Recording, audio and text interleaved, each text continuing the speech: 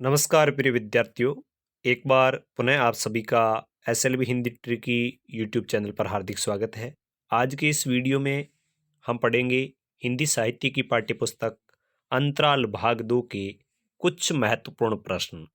Board की परीक्षा में जो 3 अध्याय शामिल किए गए हैं, सूरदास की झोंपड़ी, आरोहण और अपना मालवा खाऊ जाड़ू सभ्यता में, इसके कुछ महत्वपूर्ण प्रश्न मैं यहाँ पर आपको इस वीडियो में बताऊंगा। जिसमें आप देख रहे हैं कि पहला प्रश्न है, सूरदास की झोंपड़ी प्रेमचंद के किस उपन्यास का अंश है? तो ये पहला प्रश्न है। दूसरा प्रश्न है कि लेखक ने पहले के मालवा और आज के मालवा में क्या अंतर बताया? इसके बाद प्रश्न नंबर 3 है, तो हम भी 100 लाख बार बनाएंगे कथन से सूरदास की किस चारित्रिक विशेषता का पता चलता है? प्रश्न नंबर 4, लेखक के अनुसार खाऊ उजाड़ू सभ्यता किसकी देन है? प्रश्न नंबर 5, सूरदास को पैसों की पोटली चुरा लिए जाने का दुख क्यों था?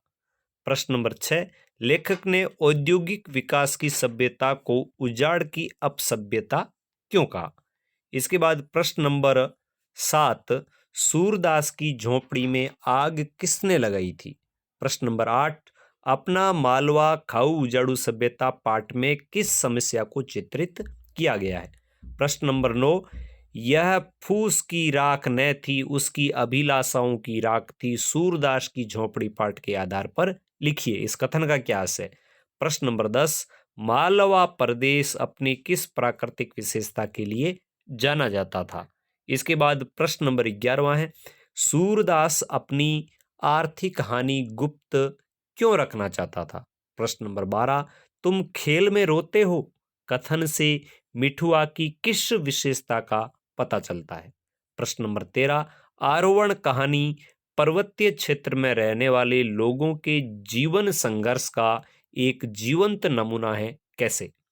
प्रश्न नंबर 14, आरोहण कहानी का पात्र महीप किसका पुत्र था?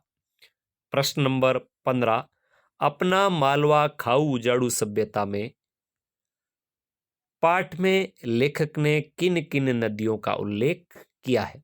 प्रश्न नंबर 16, चल भुइला घर चल, या भुइला शब्द किसके लिए प्रयुक्त हुआ है और इसका क्या अर्थ है?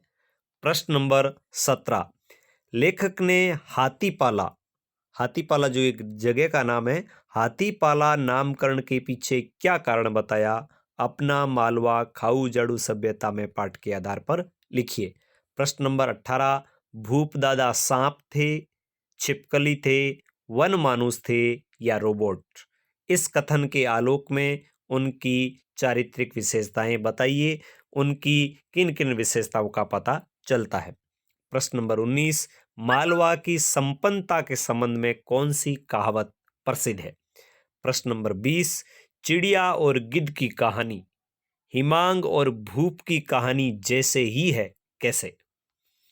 प्रश्न नंबर 21, लेखक के अनुसार धरती का वातावरण दिनों दिन गर्म क्यों हो रहा है? इसके लिए सबसे अधिक दोषी कौन है? प्रश्न नंबर 22, आरोहण कहानी के नायक भूप के चरित्र से आपको क्या प्रेरणा मिलती है? प्रश्न नंबर 23, नदी के संदर्भ में सदा नीरा रहने का क्या आशय है?